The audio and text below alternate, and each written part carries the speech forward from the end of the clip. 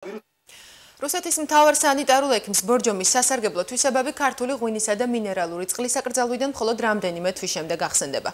გენადი ონიშენკო რუსულ ბაზარზე ქართული ბორჯომის იმპორტის აღდგენას არ გამორიცხავს, მაგრამ აკრძალვა კვლავ ძალაში რჩება. მსოფლიო სავაჭრო ორგანიზაციაში გაწევრიანების შემთხვევაში რუსეთს შესაძლოა ემბარგოს გადახედვა მოუხდეს. მანამდე კი რუსულ ინტერნეტ სივრცეში პიარ ისტერიის ახალი ტალღა იწყება.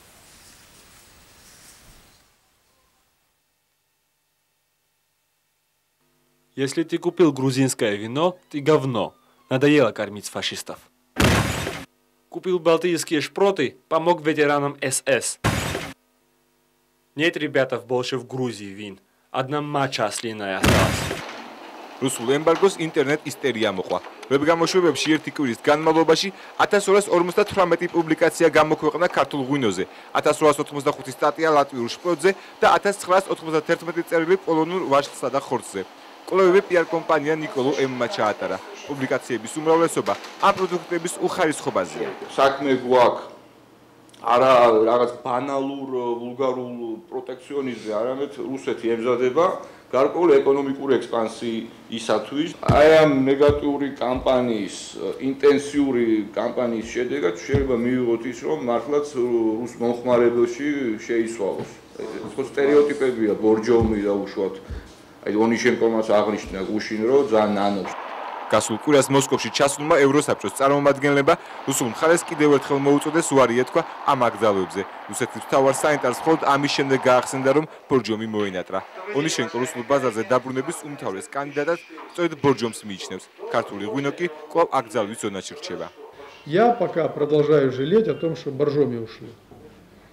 Потому что это действительно медицинский и хороший препарат. რუსეთის მოქალაქეებს ქართული ღვინის მსგავსად ევროკავშირის სერტიფიკატის მქონე ლატვიური შპროტის და პოლონური პროდუქციის გასტინჯვის საშუალებაც აღარ აქვთ.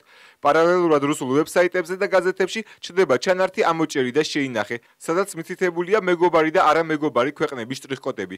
ამ პიარ ისტერიას ლატვიის საპატიო კონსული საქართველოში რუსეთის მხრიდან მსოფლიო ბაზარზე საკუთარი პროდუქციის დამკვიდრებისთვის ბინძურ ბრძოლად აფასებს.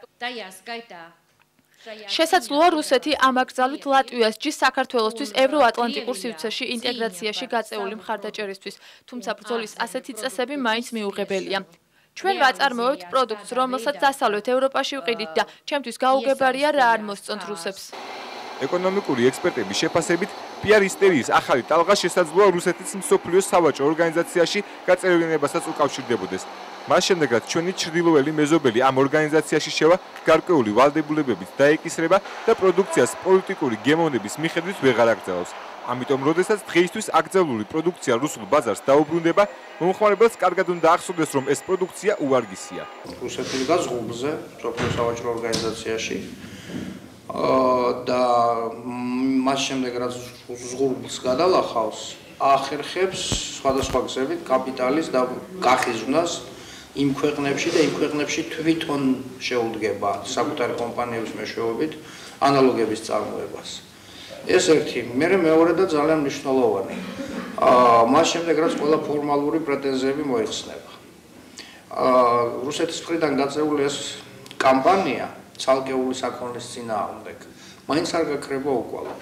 ექსპერტები საუკეთესო გამოსავალს რუსების მიერ დაწუნებული ქვეყნების ეკონომიკური ალიანსის შექმნაში ხედავენ. მსგავსი ინიციატივით კიევის სუამის სამიძე, საქართველოსა და უკრაინის პრეზიდენტები ერთხელ უკვე გამოვიდნენ, ასე რომ უახლოეს მომავალში ეკონომიკური სოლიდარობის კავშირი შეიძლება შეიქმნას.